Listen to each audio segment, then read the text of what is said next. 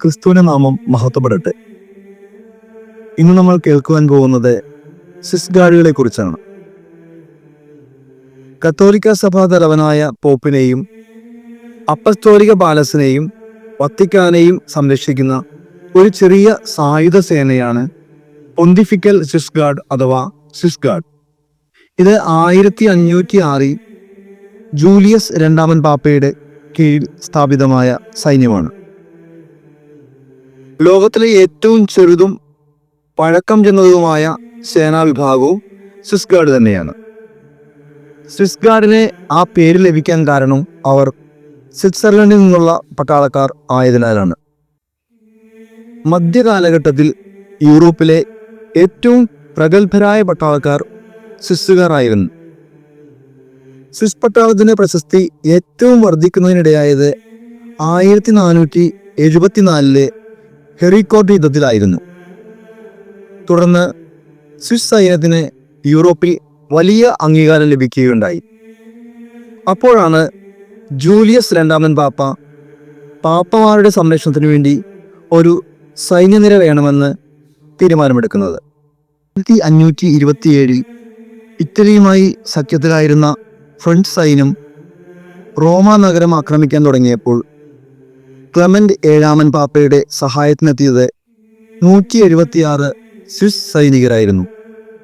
എന്നാൽ എണ്ണത്തിലും ആയുധബലത്തിലും കരുത്തരായിരുന്ന ഫ്രഞ്ച് സൈന്യം വത്തിക്കാനു വേണ്ടി പോരാടിയ സ്വിസ് സൈന്യത്തെ കീഴ്പ്പെടുത്തുകയുണ്ടായി. സ്വിസ് സൈന്യത്തിലെ ഭൂരിഭാഗം പേരും പൊരുതി മരിച്ചു.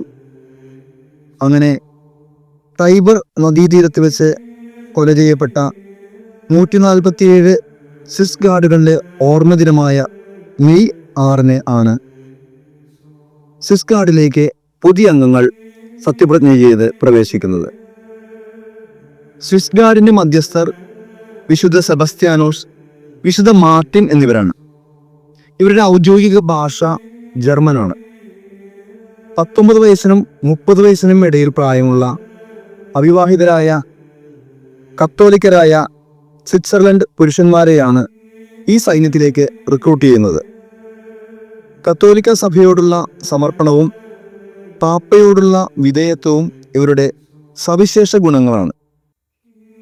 സ്വിസ് ഗാർഡിന്റെ നിലവിലെ ഔദ്യോഗിക വേഷം നീലയും ചുവപ്പും മഞ്ഞയും നിറങ്ങൾ ഇടകലർന്ന ഒരു വസ്ത്രമാണ്. ചുവപ്പ് പൂവണിഞ്ഞ ലോഹത്തൊപ്പിയും കുന്തവും അരയുള്ള ചെറുവാളും ഈ യൂണിഫോമിന്റെ തന്നെ ഭാഗമാണ്. മൈക്കിൾ ആഞ്ചലോയുടെ സ്വിസ് ഗാർഡ് ചിത്രങ്ങളിൽ നിന്ന് പ്രചോദനം ഉൾക്കൊണ്ടുകൊണ്ട് 1914 ജൂൾസ് റെപ്പോണ്ട് എന്ന കമാൻഡന്റ് ആണ് ഇന്ന് കാണുന്ന രീതിയിലുള്ള സ്വിസ് ഗാർഡുകളുടെ വസ്ത്രം ഡിസൈൻ ചെയ്തത്. 110 ഏക്കർ വിസ്തൃതിയുള്ള വത്തിക്കാൻ രാഷ്ട്രത്തിന്റെ വിവിധ പ്രവേശന കവാടങ്ങളുടെ സംരക്ഷണം, ചരിത്ര പ്രാധാന്യമുള്ള സിസ്റ്റൈൻ ചാപ്പൽ, പത്രോസിന്റെ ബസലിക്ക, ചത്വരം, മ്യൂസിയം ഇവയുടെ എല്ലാം സംരക്ഷണം സ്വിസ് ഗാർഡുകൾ രാപ്പകലില്ലാതെ നിർവഹിക്കുന്നു. മെയ് 6 സ്വിസ് ഗാർഡുകളുടെ ദിനമായി ആചരിക്കുന്നു. Thank you.